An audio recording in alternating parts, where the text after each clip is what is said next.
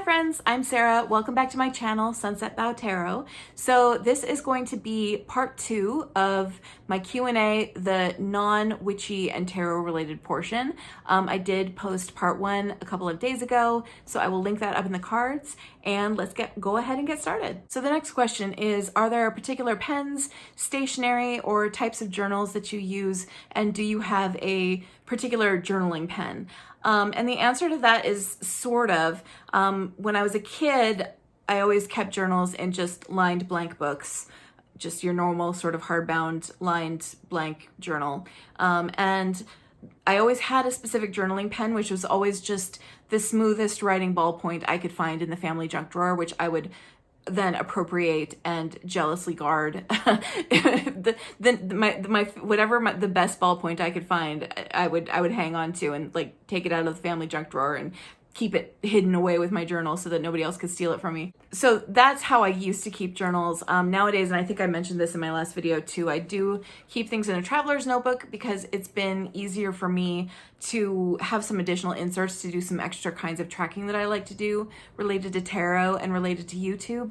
But I still do have an insert in my traveler's notebook that is sort of just, lined blank book that is a stream of consciousness, just totally freeform journal, because I've done that all my life, and that is the type of journal that my brain functions best with. I've never done any kind of bullet journaling or anything like that. I can't imagine maintaining that kind of structure. I'm very much of the open up a book and just start, vomiting words with a pen onto the page.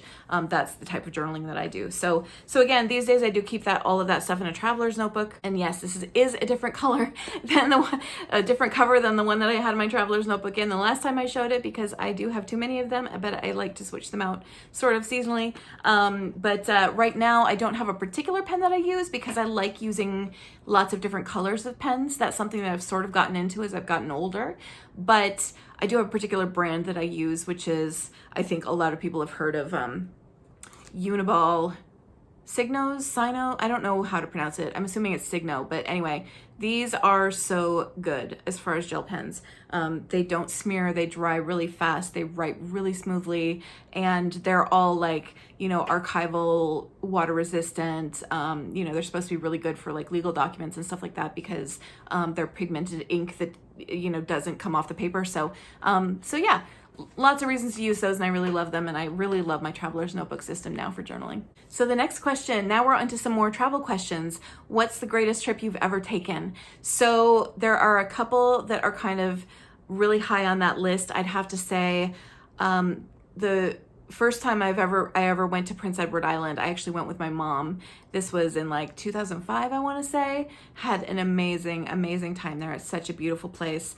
I also took a trip to Vietnam and Cambodia, and that was absolutely incredible, and two just beautiful, amazing countries, amazing food, amazing sights to see. I mean, they were just wonderful places to visit.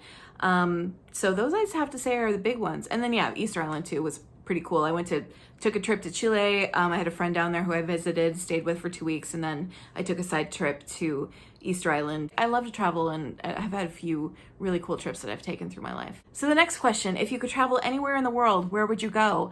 I have so many places that I want to go. The list is forever long. As I mentioned before, I would like to get to all of the continents that's on my bucket list. So I would really love to get to Africa. South Africa in particular is a place I'd really like to visit. I'd really like to go to Australia. I'd really love to go to India. That's one of the countries in Asia that I would really love to get to. So, those are some of the ones that are really high on the list right now. So the next question is, what is the first place you'd like to visit when the world starts to go round again? And the world has in fact started to go around a little bit more now. And I did just over the weekend go up to my grandparents' lake cabin. It used to belong to my grandparents. My cousin bought it from them and now is the owner of it. But it's the same lake cabin that I've been going to since I was a tiny child every summer, and had a wonderful weekend up there. It was just beautiful and fantastic. So the next question I got asked is, you've mentioned your muggle job is an attorney.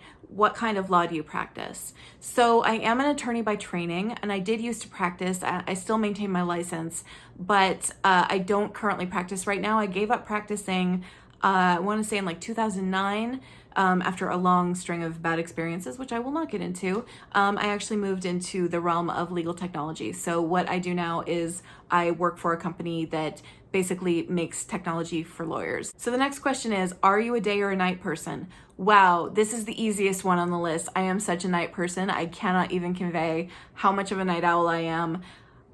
I love nighttime, and I would stay up all night if I could, but I can't because I'm a grown-up with a job and responsibilities, and I have to be awake during the daytime, but I hate it. So the next question, what is your favorite color? My favorite color would have to be purple, but I also love blue. I was also asked who is my favorite artist. I have a lot of artists that I really love. I have to say one of the most impactful art exhibits that I ever went to was at the Minneapolis Institute of Art. They had a Matisse exhibit. I really love Matisse. I also really love Marc Chagall. I would love if there were tarot decks based on either of their art. That would be amazing. The next question is tea or coffee? My answer to that is both. I love tea. I love coffee. I'd say in the morning, it's about 50-50 as to what I have in the morning. About half the morning, as I would say, I have tea. It's usually black tea of some sort. I really like just like a straight up English breakfast tea, for example.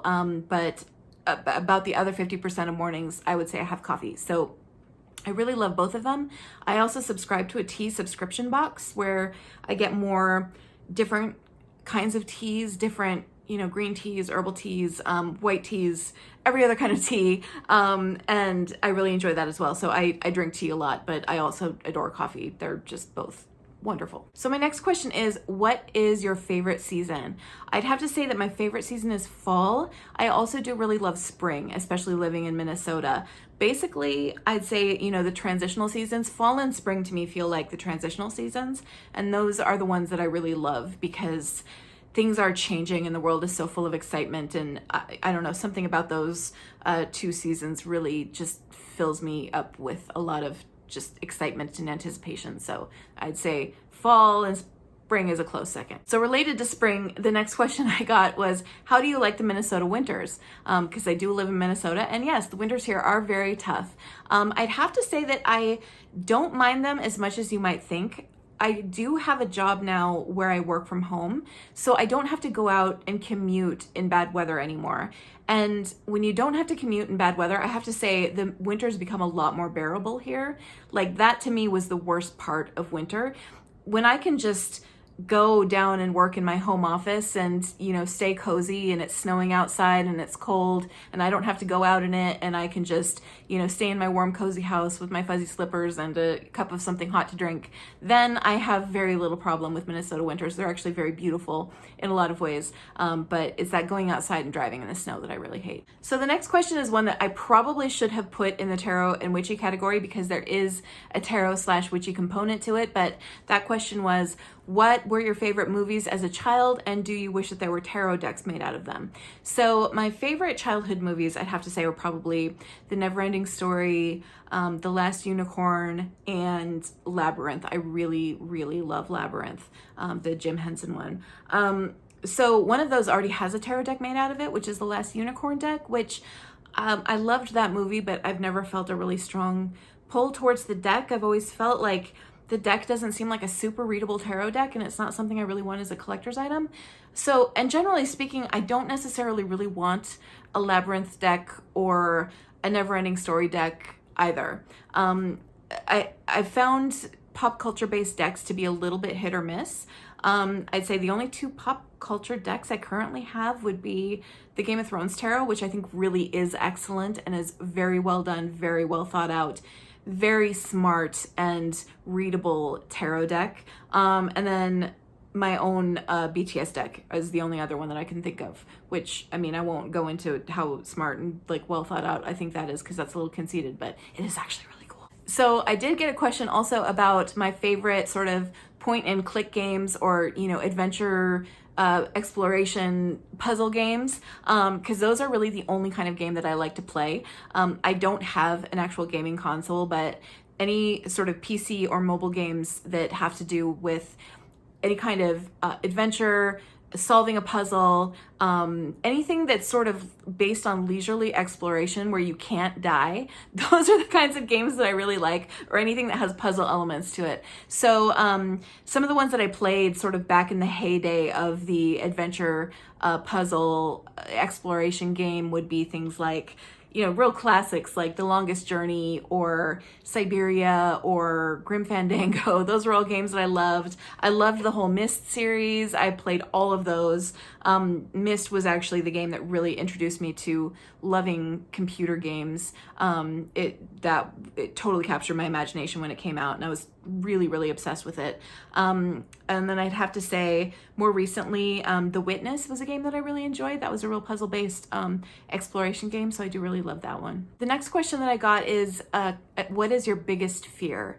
And this one actually turned out to be surprisingly easy to answer. It's not phobia-based or anything like that, but I am a person who suffers from anxiety, and before I found an appropriate medication level, I did used to have some really problematic, like intrusive thoughts that would really bother me, and all of my intrusive thoughts were always about something horrible happening to somebody I really love. So it would be, you know, a parent getting sick, or it would be about my niece or nephew being in a horrible accident. Like those were the kinds of like terrible images that would sort of just break into my thoughts, like right as I was dropping off to sleep or something like that, when I was really, really struggling with anxiety. So I think it's probably pretty easy to say that that is the thing that I fear the most, because that was the thing that always, those were always the most bothersome thoughts that I would have when my anxiety wasn't as well controlled. So another question I got is, what is something you do that always makes you happy? So one of those would be watching The Simpsons. The Simpsons always makes me happy, and even in the worst times in my life, I have always been able to derive joy from The Simpsons. I also really love doing the crossword. I don't know, that's just something that makes me happy every day. I love crossword puzzles, so that's another thing that always makes me happy. So the next question is, do you like horror? Why or why not? I have a very complicated relationship with horror. If a horror movie is really good and has, you know, something really interesting to say, I will always watch it. However, I really hate jump scares. I have a very, very strong adverse reaction to jump scares.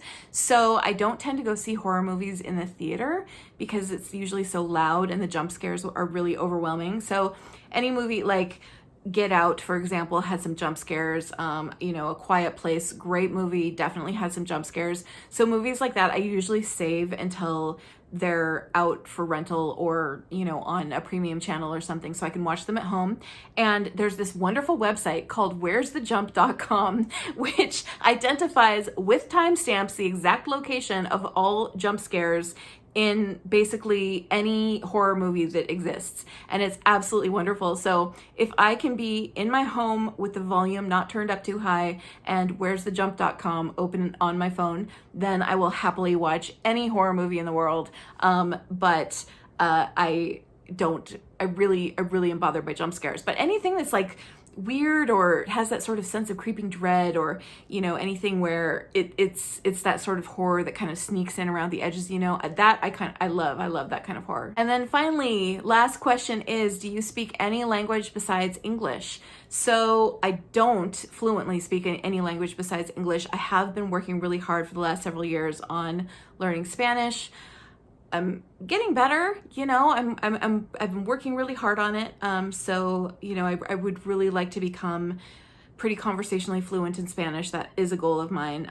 Also lately, I have been working along with Heather Carter and under the tutelage of Julie from Peekaboo Rose, have been working on learning a little Korean. So that's been really fun. I haven't gotten very far because I've also been spending time on the Spanish as well, but I've gotten to the point that I can at least phonetically read Hangul pretty well. So that's not too bad. I feel like that felt like a big accomplishment. So that one's kind of cool. So anyway, those were my answers to the non-witchy and tarot related Q&A questions. Thank you all so much for sending in questions, and I hope you enjoyed hearing some of my answers. So thanks so much for watching, everybody. Have a great one. Bye-bye.